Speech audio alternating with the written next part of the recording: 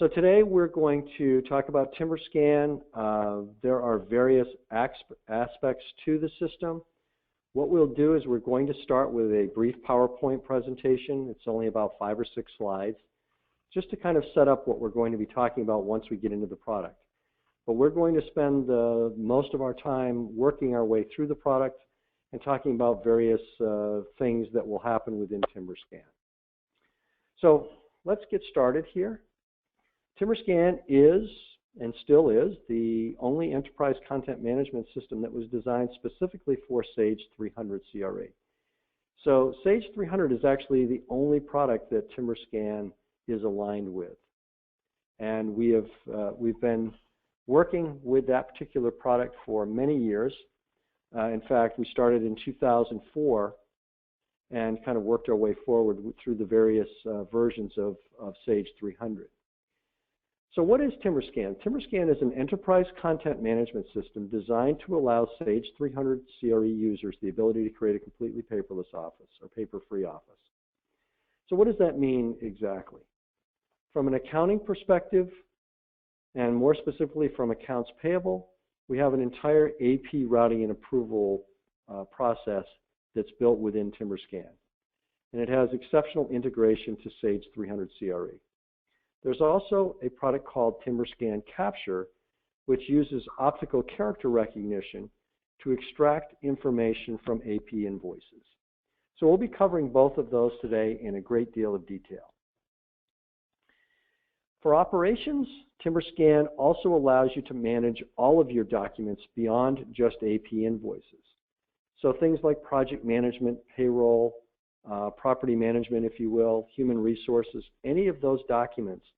Timberscan, again, it's a completely enterprise content management system, so it allows you to manage all of your documents and place everything in a central repository.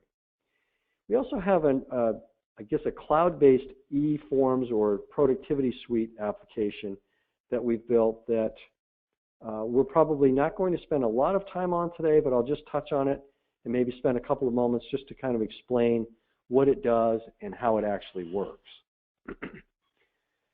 For both sides of the operation, we also have a mobile application. So if you wanted to approve invoices out in the field, for example, using some sort of a mobile device, completely disconnected from the server, you're able to do that. So we'll also be covering the Timberscan mobile application. As I mentioned, the system was designed and built around Sage 300 CRE. It was developed in 2004. Today we have over 20,000 users and over 1,200 companies that use the product. So today what we'll be talking about will be AP invoice routing and approval, the Timberscan Capture application, which is kind of an add-on to the AP routing and approval, Timberscan AIM, or Advanced Image Management, for complete content management, the mobile application, the e-forms or productivity suite, and then we'll be touching on some of the dashboard reporting and capabilities within the system. So before we launch into the product, what I wanted to do is just bring up one more slide. And I'm going to do this from the perspective of accounts payable. Because many times when I'm visiting with a company that's interested in implementing Timberscan, one of the first things that many companies want to do is they want to start with accounts payable. It's typically an area where most companies feel like they can get their AP under control first, and once that process is done, then kind of work their way into the rest of the organization. But AP is a kind of a large area to be able to try and control, and that's one of the areas that many companies start in. So what we're going to do is we're going to start with AP, and we're going to walk through the process of AP routing and approval in Timberscan. And typically what I'll do is if I'm meeting with a company one-on-one, is the first thing that I will do is ask them, what is the typical routing and approval process that you go through today? And in many cases I hear invoices come in, they get routed to people manually, the paper is shuffled, invoices get lost, all different types of responses. So that's why I want to bring up this last slide, and it talks about the AP routing and approval process and the steps that we're going to go through once we get into the system. So what happens in Timberscan is when invoices arrive at your door, The first thing that we do is we acquire those invoices into the system. Regardless of how they're received, they get acquired, and then from this point on, all of the steps following that acquire function, the paper can go away. So everything can be done electronically. Once the invoices have been acquired, they get sent to what we call initial data entry. Now this is basically where accounts payable, for the most part, is picking up the invoices, and they're going through and entering the invoice information in Timberscan. What we've done in Timberscan is we have taken all of the AP invoice entry functionality that currently exists in Sage 300, and we've pulled that back into Timberscan. So when you're entering an invoice, you're using the exact same data entry grid that you would from Sage 300.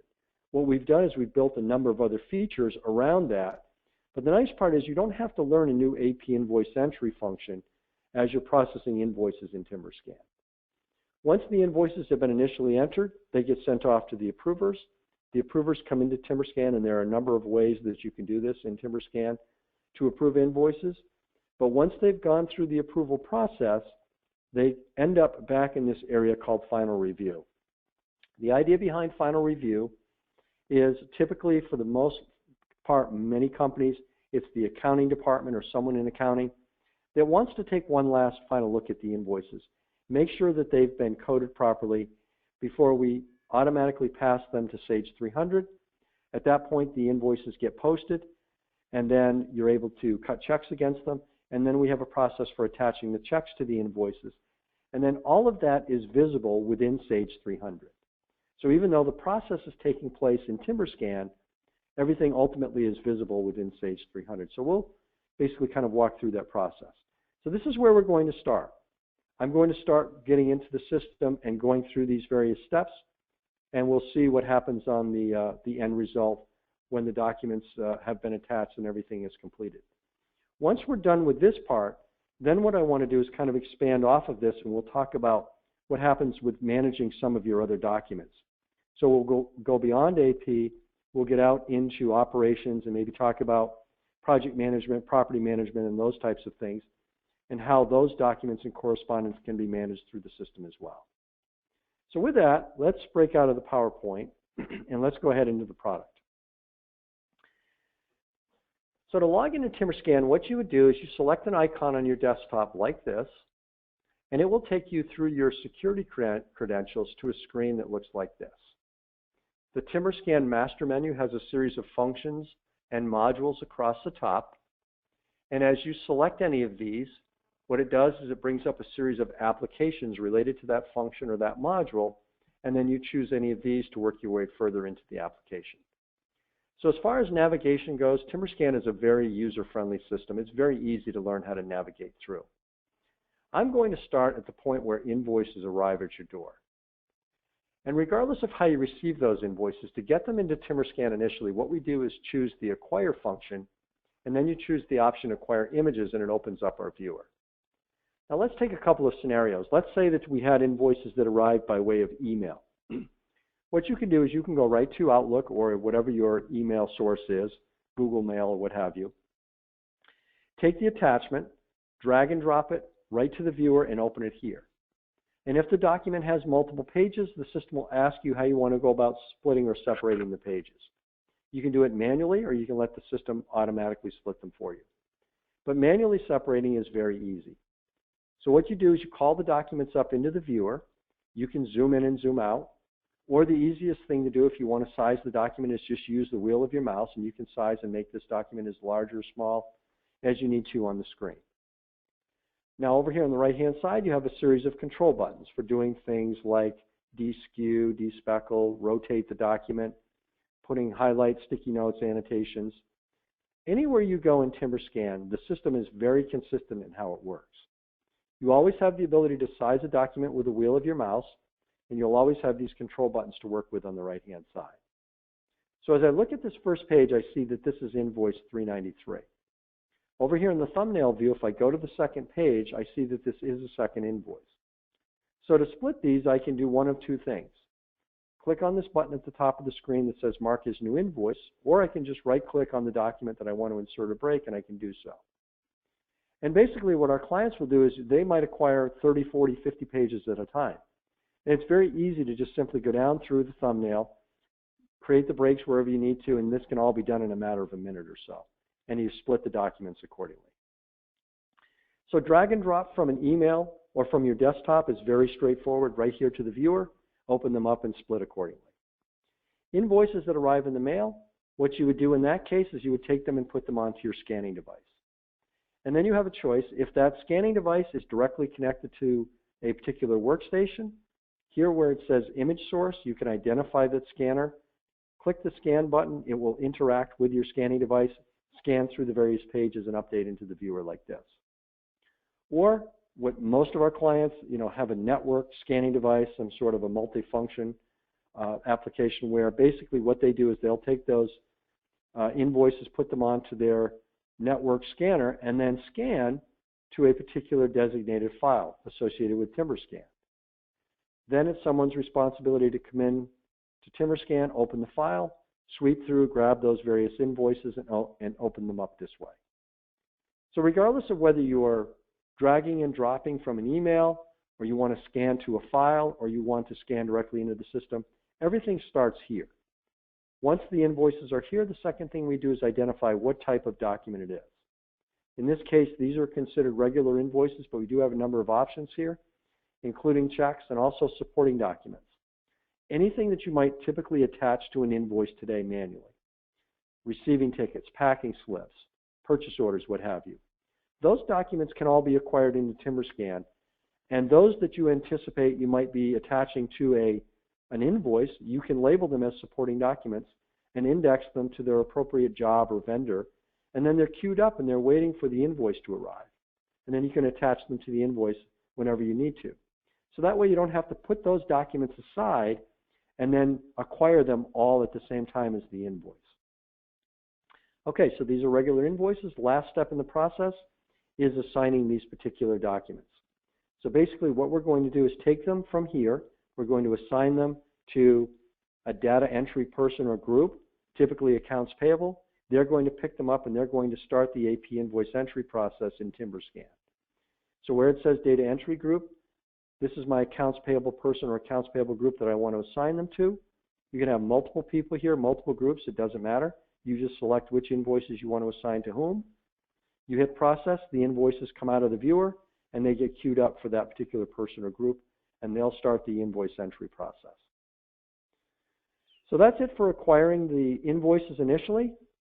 Once they've been acquired, next step is we go to invoice entry. When I logged in, the system is telling me I have 34 invoices queued up waiting for me to process. I'm just going to go ahead and call up the first invoice in that batch. And the way the invoice entry screen is designed in Timberscan is you have the image in the upper part of the window here, which again I can size with the wheel of my mouse. I have the data entry grid down here toward the bottom of the screen, and I have these control buttons across the bottom and top, which I'm going to touch on several of these as we work our way through the invoice entry.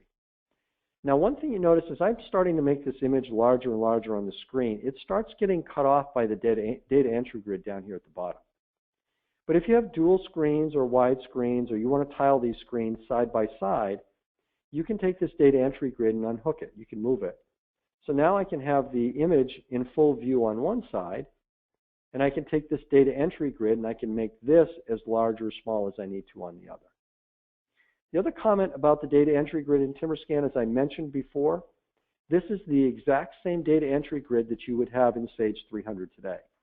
However your data entry grid is set up in Sage 300, when you implement Timberscan, you're going to see that laid out exactly the same way here, and it functions the same way. So you're not having to learn a new AP invoice entry when you're entering invoices in Timberscan. So I'm going to start with the vendor code for Wombat's Plumbing, and if I don't know it, I can use, just like in Sage 300, I can use function key F4, or I can just click on this list button at the bottom of the screen and it does the same thing. This is going out to the Sage 300 database, letting me search through the vendor number, name, or address, and I can go ahead and put in key search letters and I can go find Wombat's Plumbing. Anywhere you're searching a master file in Timberscan, such as the vendor, the job, the property, GL account code, cost code, you're searching the master files from within Sage 300. So it's as if Timberscan is just, in essence, another module that kind of resides alongside Sage 300. It exchanges the information back and forth just like any other module would. So I'm going to go ahead and put in the invoice number. If it's a duplicate invoice, which this one is, it's going to stop me just like it would in Sage 300. Let me know that there's a duplicate here. And now at this point, if I stop for just a second, and I say, I don't recall when we processed an invoice 12044 for Wombats Plumbing previously. What you can do very quickly is click on this history button at the bottom of the screen. It brings up a report that's laid out like an Excel spreadsheet. And what this report shows me is every invoice in the system related to Wombats Plumbing, regardless of its status. Some of these invoices we may have already processed, we've posted, and we've cut checks against them. Other invoices are somewhere in the routing and approval process in Timberscan. It takes everything from both systems and pulls it together on this one report. And you can use this just like Excel. So if I want to sort these columns or group them, sum the totals, you can do all of that. What I'm doing at this point, though, is just looking for that duplicate invoice, which is right here at the top of the screen. So as I scroll across, I can see the original invoice date, the accounting date, when it was paid. I can also call up the details of how that invoice was coded. I can see what commitments, what jobs, what cost codes, for example, this might have been associated with. And I can also call up the original invoice image, see if there are any notes or annotations, for example. Now, right behind this image, I can also call up the approval page. Timberscan builds an approval page behind the scenes every time you acquire an invoice into the system. And basically what it's doing is it's an audit log that's tracking every iteration of this invoice. So it shows me when it was received and by whom, who entered it and when, who were the approvers in this case, and who is the final reviewer. This is just one of several places in Timberscan that you can go to learn the status of an invoice at any given time.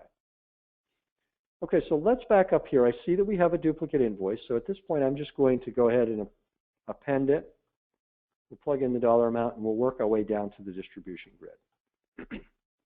Okay, so I'm going to stop for just a moment and just explain one thing, because I know we have a number of companies that are represented and watching the presentation. Timberscan is designed specifically, as I mentioned, for Sage 300 CRE. So it works very effectively for both companies that are in construction, but also companies that are in real estate management. So what I've done is I've logged into a construction database. So I've brought up my commitments, jobs, cost codes, and so forth. I could have just as easily gone into a property management database and brought up properties and GL account codes and what have you. So I wanted to emphasize for anyone that is specifically a property manager who wants to be able to use Timberscan, I just want to emphasize that the system does work very effectively. It's just that for the purposes of this demonstration, I logged in and I'm using the construction side. Now, what I'm going to do is I'm going to take this in a couple of different steps.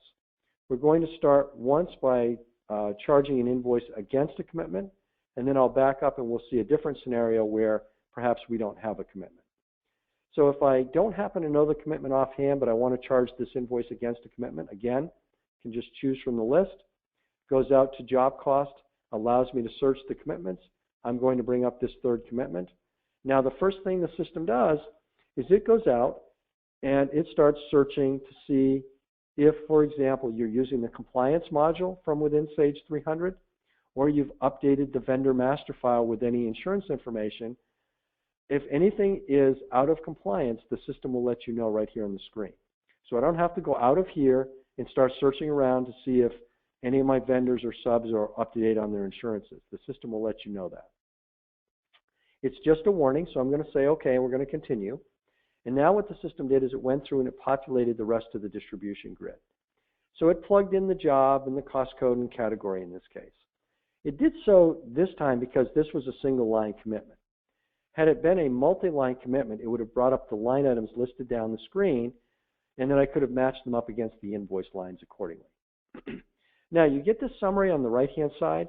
This is similar to a summary that currently exists in Sage 300, showing me the committed amount and what's been invoiced. But what's different here is that not only do I see what's already been invoiced, but I also see what's currently in Timberscan. So what's floating around out there in the routing and approval process that we haven't already approved and posted. It takes the combination of these two to represent the balance. And if the balance goes negative, it highlights that on the screen and lets me know.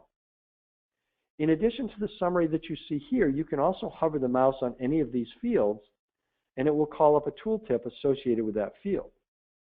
For example, if I hover the mouse on the commitment, I can see the original committed amount, any change orders, what's been paid, what's been invoiced in the balance. If I hover the mouse on the job, I can see the revised contract amount of the job, what's been billed in the balance. And if I hover the mouse on the cost code, I can see what's been invoiced on this cost code.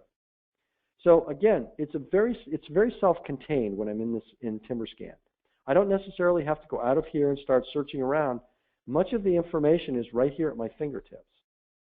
Now, if I were finished with this invoice at this point, what I can do is just go ahead and accept it, and Timberscan will send it off to the approvers based on your business rules.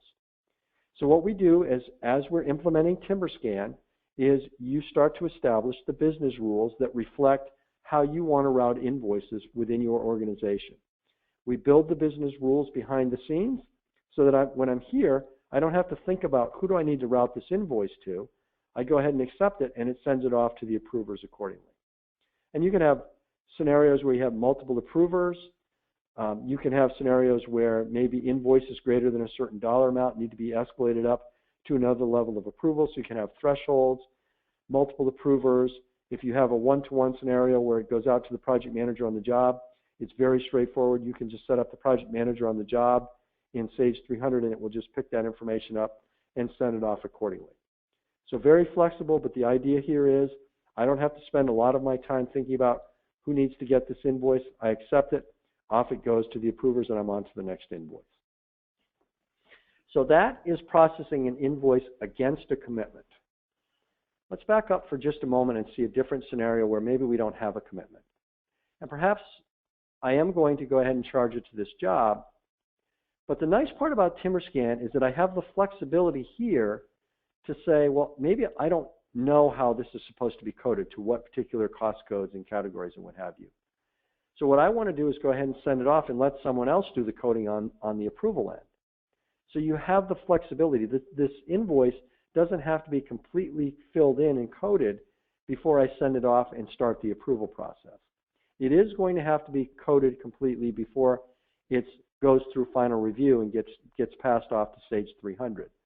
But initially, we can start off without it being completely coded. You could have a scenario where you have nothing here, and basically you just go ahead and accept it, and then you choose where you want to send it from there. Now, other things that we can do, joint checks. So if we have joint payees, we can process them here. If you have any supporting documents, maybe I've acquired, receiving tickets or packing slips or a purchase order, for example. You click on the supporting documents tab, and it will go out and search and find anything that we've indexed to this particular vendor job combination, for example. And it will search and find, for example, in this case, a receiving ticket. I've got a couple of purchase orders, a lien waiver. So maybe what I want to do is take this purchase order, and all I have to do is just click on the attach button, and it will take that purchase order, attach it to the invoice, and then it will be attached to that invoice from that point on. And as it goes through the routing and approval procedures, the purchase order will be sitting right next to the invoice. Now, if, let's say, you have a document that is sitting on your desktop that you haven't acquired as a supporting document, you can drag and drop it right to the screen and attach it here if you want as well. Other things, I mentioned the history option. You can also email directly out of the system. So let's say, for example, that I knew that I wanted to, maybe I want to send an email to Wombats Plumbing. And I want to attach this invoice and send it back and let them know that there's an issue with this invoice. If I couldn't do it from here, what I would probably have to do is print this invoice off, create a PDF, go to my Outlook, for example, drag that PDF into the email, and then email it out of there. Whereas here, you can do everything in one step, and it will correspond with your contacts from within Outlook or your Timberline contacts as well. And then you can put highlights, sticky notes, annotations on an invoice. If you don't want to clutter up this invoice with a bunch of sticky notes, what you can also do is put comments on an invoice. The comments will basically reside with the invoice So anytime anyone opens up the invoice, the comments will pop up, but it's not necessarily overstriking the document with a bunch of sticky notes. So that's basically it for the invoice entry process. We're entering and accepting and continuing on through the various batch of invoices. When you're finished with a batch of invoices, at that point, the system will then send an email notification to the approvers and let them know that they have invoices to approve. The nice part there is that if I send multiple invoices to an approver today, it doesn't necessarily send that person, 10 or 12 emails. It waits until I'm finished with my batch, and then it sends that person one email summarizing that they have 12 invoices to approve.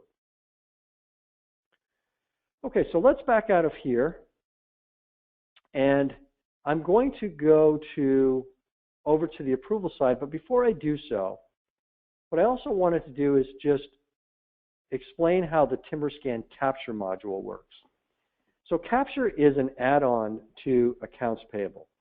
And basically what it does is it uses optical character recognition to extract information from a vendor's invoice and update the invoice entry screen automatically. So what I've done is I've acquired some invoices and I've set up some templates for some of my vendors. And I just want to demonstrate an example of how this works. So I'm going to take this particular vendor and call up their template. So here's what I did. I acquired an invoice for this vendor, Beaverton Sand and Gravel, and I said that I wanted to set up a capture template.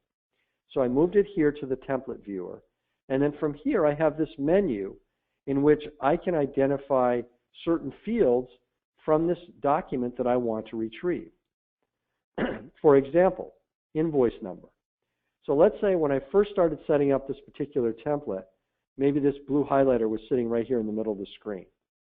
I just move it to wherever that particular field is that I want to identify. The system, and you can make this box as large or small as you need to accommodate the size of the fields. The system will ask you where in the box you want to read the information from, and then it reads the result back to you.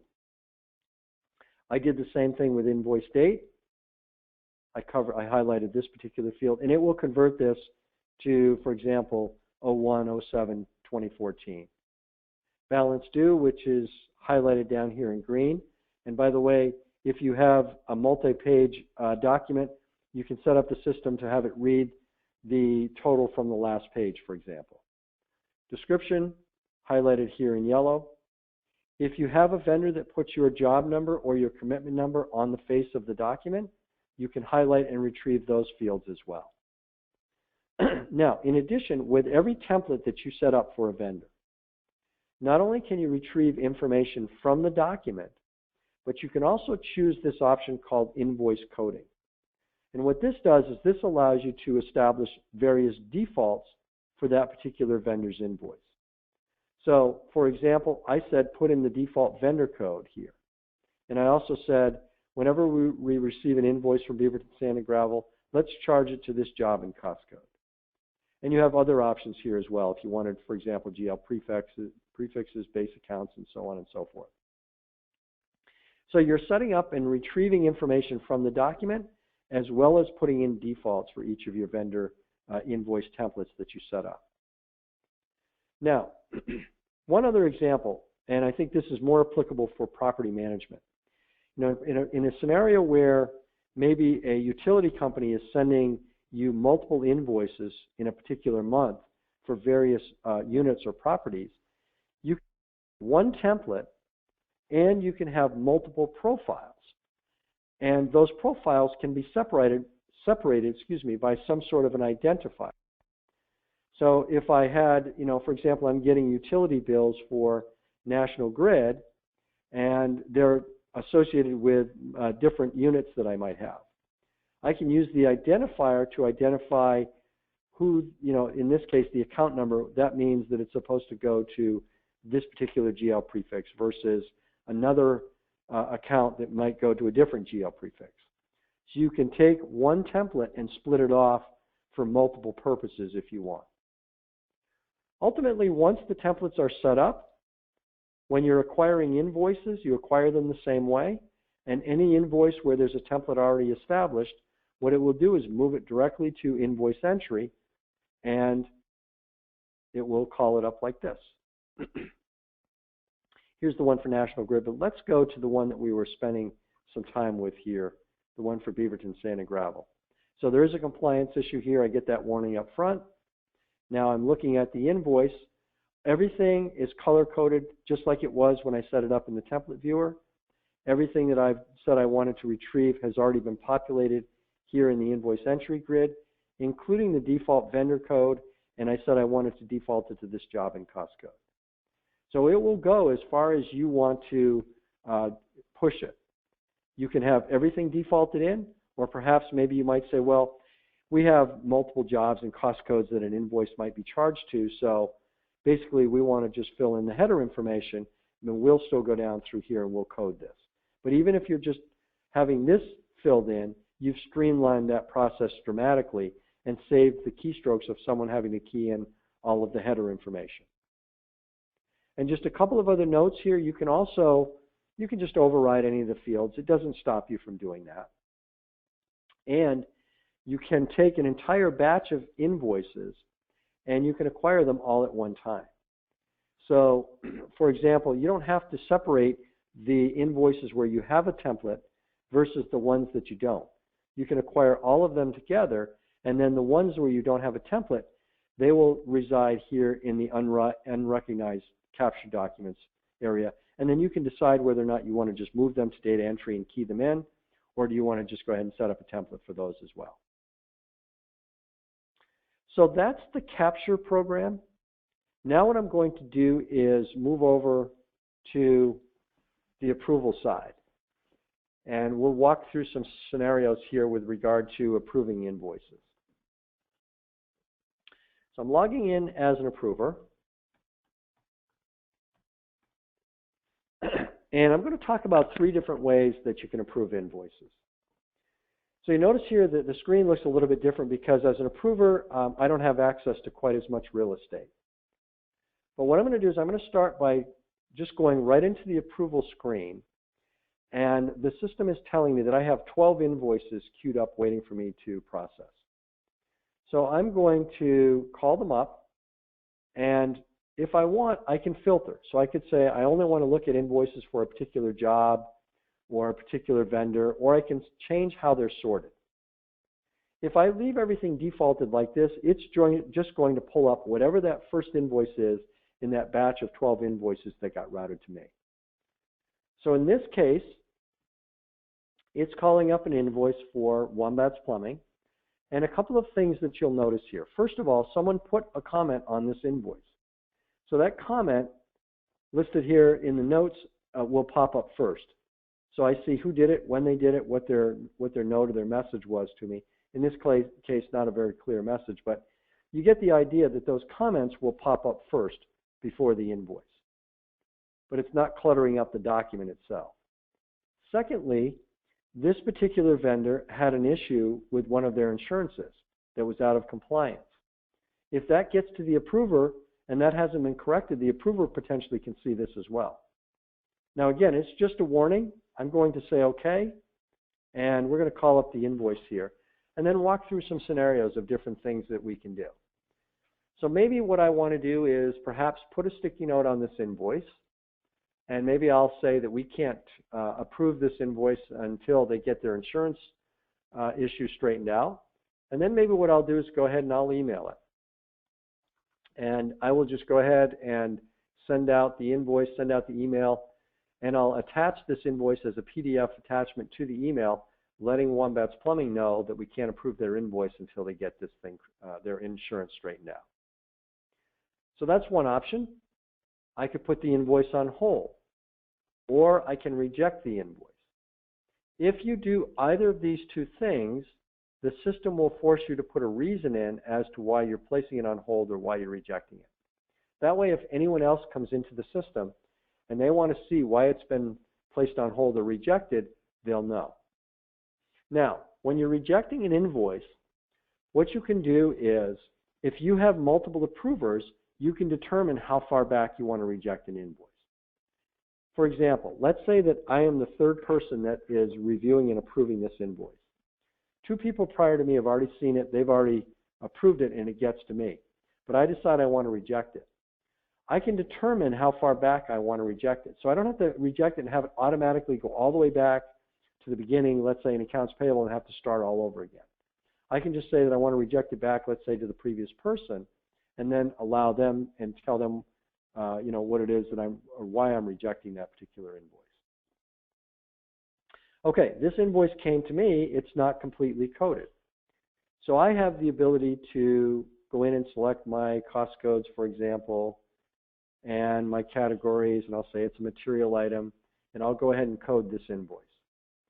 Now, again, an optional pop-up warning that comes up, in this case, letting me know the amount that I'm invoicing exceeds the revised estimate plus tolerance for materials in this case.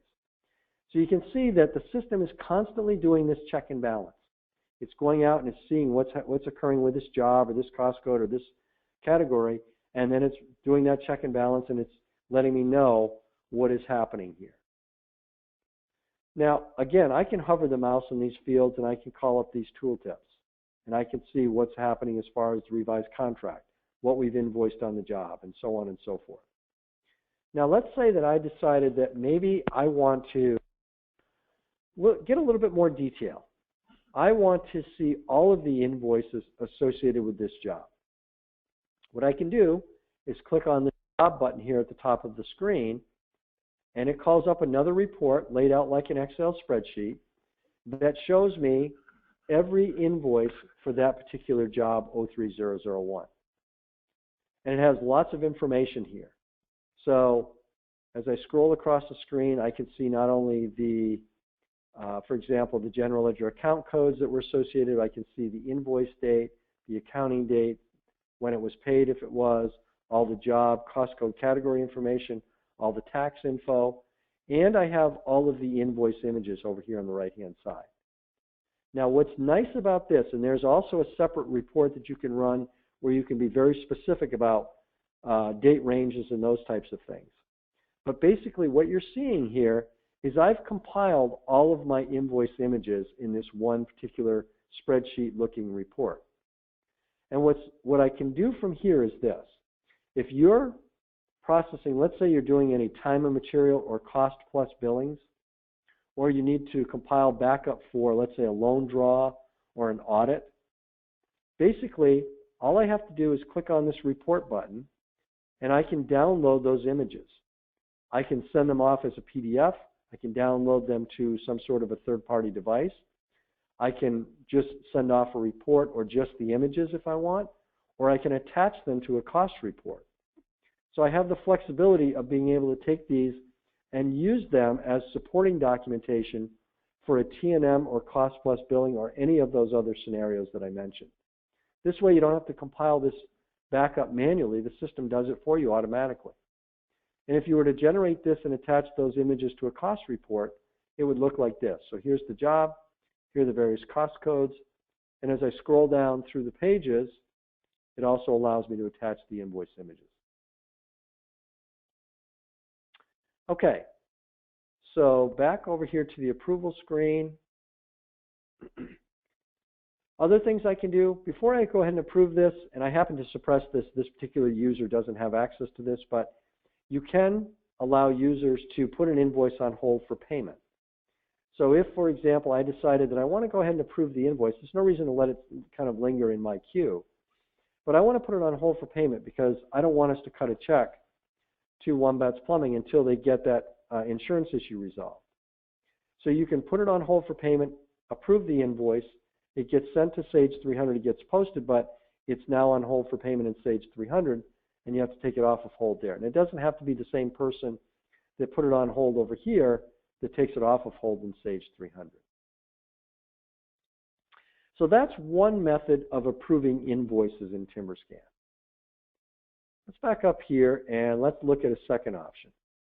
So I log in, but instead of going into my individual invoices and kind of filtering through them one by one, what I could also do is I could call my invoices up in a dashboard. So the dashboard allows me to kind of see things in more of a summary or 20,000-foot view. And it's broken down by these various quadrants. So what I'm seeing here, these are invoices routed to me, but based on this various criteria.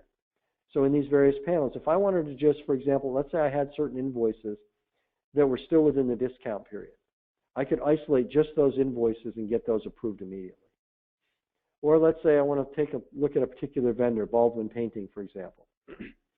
If I want to hover the mouse on the pie chart, I can see how many invoices I have waiting for my approval in the dollar amount. I can hover the mouse on the tab, do the same thing, and then click on the tab, and it will open up those invoices either in card view like this, or I can call them up in grid view, which is laid out more like an Excel spreadsheet. I can scroll down and see the comments. I can edit any of these. This approval button is a user-by-user scenario. So some companies will say, well, we don't want our approvers simply coming into the dashboard and coming in here and just looking at this kind of an overview of the invoice and just clicking on the approve button. We need them to go through and actually edit the invoice and code it and approve it this way. So this can be suppressed for certain users if you want. But the ideal thing here is if let's say I'm someone that's just kind of reviewing and making sure that everything looks okay, I can just click on the approve button and it's out of my queue. Now, if I do edit it, it will call it up like we saw before, and I can go through in the code and I can approve like this, and then that invoice is approved at that point. So that's the dashboard option where I can see things more in the overview and then get very selective about how I want to go about approving. Now, the third option for approving invoices would be using a mobile device. So I'm going to call up my laptop here. Excuse me, I'm going to call up my iPad on the desktop. And make this a little bit larger. Okay, so what I've done is, let's say that I'm out at a job site, or I'm out somewhere where I don't necessarily have access to the server, but I'm walking around, for example, with my iPad or my Android device. I have a Timberscan app that's downloaded here that I can just go ahead and select those particular invoices and call them up. And then once I start pulling up an invoice, it uses all of the same functionality that we just saw on the desktop that's available to me here on my mobile device. So I can approve it, I can put it on hold, reject it, hold an AP, I can search my vendor information, I can see any of the comments, I could email from here, or I could put any annotations on it. So in this case, for example, if I wanted to go out to invoice distributions and maybe search and find, the jobs and maybe apply the job information, it's as simple as just touching the screen and selecting what job I want for this particular invoice. If I'm going to go ahead and approve it, I click on the approve button and I just say it's approved, and now it's off the list. Go to the next invoice. Maybe in this case, I'm selecting through my various jobs and cost codes, and maybe on this one, I'm going to put this invoice on hold. So just like on the desktop, I have to say why I'm putting it on hold. I have to put in a reason. I go ahead and do that. And then maybe on this one, I'll go ahead and I'll put an annotation right on the invoice so that it's very clear that we're not going to approve this invoice that's on hold. And then I can just, that one's done, it's off the list, and we continue on. And then it keeps track of what's still waiting for me to approve, and what's on hold, what's been processed, and so on and so forth. The nice part about this is that, again, I can be completely disconnected from the server. I could be sitting on an airplane and maybe I don't have a Wi-Fi connection, where I'm able to go through and approve my invoices, and then once I walk into the airport and I have a Wi-Fi connection, the system will automatically take whatever I've processed on the iPad, and it will sync it back to the server for me automatically. Okay, so that's approving invoices using a mobile device. Now, once the invoices are approved, where they end up ultimately is back in this area called Final Review. So the idea and the concept behind Final Review, again, is Invoices have gone out for approval, they've come back, and usually it's accounting, someone in accounting that wants to take one last look at the invoices. And you can call them up individually, or Final Review also has a dashboard. So if I'm the final reviewer, I can call them up in the dashboard view, and I can selectively go down through and review each of these. And after they've been marked as reviewed, they automatically get pushed into Invoice Entry in Sage 300. They're unposted. They have to be posted there, and then the process is complete. Now, when you're cutting a batch of checks, basically what you can do is once the checks have been printed, regardless of whether you print them out on check stock or you're using an automated program like Print Boss, for example, or what have you, create a check. Basically, you can take that check information either from a file or from the printed checks, go into the checks program, and identify your batch that you created in Sage 300 when you cut the checks originally, and then you call up those check images, and it will ripple through the entire batch, and it will attach each of these check images to the invoice images that you said you wanted to pay. So in this case, it's going to take this Baldwin painting check 12,595 and attach it to these two invoices. Once that's done, I could be over in Sage 300, for example. I can be in Job Cost, General Ledger, AP, drill down to the invoice transaction detail level, which I'll do here. Go into my AP transactions, scroll down to Baldwin Painting, look at Invoice 123. When I click on this paperclip attachment, it allows me to open up the viewer, and now I can see the Baldwin Painting invoice. I can see this is our approval page that we talked about before. Any supporting documents, in this case a purchase order, and here's check 12,595. So it takes all of that bundled together, and it's available to me within Sage 300 as well as available to me in Timberscan. Okay. Now, one other item that you can also do with checks. If, for example, in most companies, what I've seen, the check signer or check approver, when they're looking at the checks, they want to be able to see all the backup associated with the check. Well, we've built that into Timberscan so that if you go into this option called Review Paid Invoices, and let's say, for example, that I just identify the bank account that we cut the checks from, put in my starting check number, what I'm able to do is call up that information on the screen. So I can see the check detail information here at the top. I can see the various invoices that that check was paying. I have all the images here, including all the backup behind it. And I've got how that invoice or invoices were coded and who the approvers were down here. So rather than someone having to manually compile all that backup, I have it all sitting in front of me right here. Lastly, we have a whole series of status reports that you can utilize at any point in time with respect to knowing the status of invoices and where they stand. This can be done by job, down to the cost code level. Basically, I think there are 22 different status reports in Timberscan. I only happen to have 5 of them loaded here in my sample database, but basically I'll show you just a real basic, simple report. This is basically your pending report. This is showing me what's outstanding. I've got 156 invoices that are pending, $184,000 worth of payables. These reports are all written in Crystal, so you have drill down capability. So if I want, I can drill further in, and now I can see where they're located.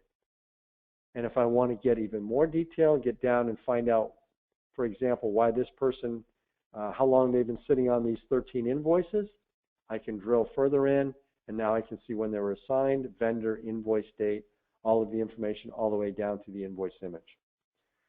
So at any given time, you can always determine the status of an invoice, where it stands, who's seen it, who's approved it, anything that you need to see. Okay, so that's a walkthrough of the AP routing and approval process in Timberscan. In order to respect everyone's time, I wanted to try and keep the presentation to an hour. We only have about 7 minutes left. What I wanted to do is just spend a couple of moments talking about expanding beyond AP routing and approval. So as I mentioned at the outset, Timberscan is an enterprise content management system. It allows you to store and manage documents across your entire organization. So basically what we have attached to Timberscan is a module called AIM. It stands for Advanced Image Management. And this is basically your repository from within Timberscan. This is where you can go manage and see all of your documents that are stored in the system. So how do we do this? Basically what we do is you start behind the scenes, and I'll just log in as an administrator first, by identifying what are those documents that you want to manage. So if you think about this from this perspective, basically, if, for example, I were using the Windows file system today to store my documents, what you would do is you would probably set up a file folder similar to this here, where it's a job folder, and then in the job folder I've got various subfolders, and then I have subfolders, and then I have various documents stored in here. What we do in Timberscan, in our kind of file manager or advanced image management module, is you're identifying the document type first. So we don't necessarily identify a folder, we identify what type of document it is first. So we go into maintenance, go to document types, and we start setting up our various document types. And you can set them up across your entire organization. So and these are all, by the way, these categories are all user definable, as are the document types, as are the indexes associated with each document type. So, I've got certain project management documents in here. I have human resource documents, payroll, so on and so forth. I'm basically managing all of my documents in the system. So what I did was I started out by going through and setting up my document types. So, for example, when I set up a job change order, the first thing I did was, after I gave it the name, I specified what are my indexes that I want to use whenever I want to save a change order in the system. So if you step back for just a second and think about what we did with an AP invoice. We took that AP invoice, and as we entered it, we had to plug in, for example, the vendor number, the invoice number, the date, the amount, the job that it was associated with. So what you're doing with all of your other documents is you're creating that same indexing criteria for any of your documents. Only you're specifying what those indexes are. For a lot of your documents, it might only have, 1 or 2 indexes, and that's all you really need. For others, it could be more detailed, where you have more indexes, and then anything that you use to save a document with, you're able to call it up later on. So if I wanted to search for all of my change orders for specific jobs, because I'm using job number as one of my index fields, I can search for all of my change orders for a particular job, so on and so forth. So these indexes, you can either pull from a library that we've built already, or you can set up your own custom indexes, your own user-definable index fields. Now, once they've been set up, you also can determine, for example, who has access to those documents. So you can restrict access if you want to save human resource documents in the system or payroll documents, and they're very sensitive. You only want certain people to have access to them, you can do that. And then with every document in the system, you also have the ability to set up workflows and associated routing rules. So we talked about how you can set up these business rules for your AP invoices and route them off to various approvers. Well, with any of your other documents in the system, you can do the exact same thing. You can set up a workflow and say, whenever I save a change order in Timberscan, I want that change order routed to certain people. And I want them to go in and look at it, review, and approve it, just as if they were approving an AP invoice. So the routing rules can be set up just like any other invoice would, where based on a certain job, for example, it might get routed to certain people. If I had another routing rule for job 03002, it might go to 3 different people than it might go to for job 03001. So basically, you go through the setup process first, identifying all of your document types and your indexes. They're set up. And then when you're in the system, basically this can work very similar to AP. So I go into AIM, and if we think about conceptually how AP works, you acquire, you code, you send it off for approval, and then once the approval process is done and everything is attached, you can see all of that documentation in Sage 300. This can work the exact same way. I can acquire, I can take, for example, a change order, drag it to the screen, and the nice part about this is because the way that a lot of these documents get saved, it's usually the same person that's acquiring them that wants to go ahead and index them. Rather than me having to assign them to someone else, I can just go ahead and index it myself right here. So if I said that this was a change order and I wanted to apply it to this particular job and this particular change order number, for example, and I just go ahead and I code it and I fill it out accordingly. And then when I've filled in the information here and indexed it, I go ahead and save it, and that document is saved in the system. Now you notice that you do have some other controls here. If you wanted to, once it's been saved, I can't route it. I'm going to have to go somewhere else to route it, but I could have potentially routed it without even indexing in the system if I wanted to at first. So now that that document has been saved, and it has been already indexed. So now if there's a routing scenario associated with that particular document, it gets routed off to various people. I have certain documents routed to me. They're listed here under my workflow tasks in AIM. I go ahead and select this. I see what those documents are. And if I want, I can go ahead and just call up that document, double click on it, and I have basically an approval screen similar to what we saw with AP invoices. I can approve it, I can reject it, or I can cancel it. If I want to route it to someone on the fly, I can do that, add pages to it, email it to someone, see the history behind it, add notes to it, all of that same functionality, and I can see how it's been coded down here.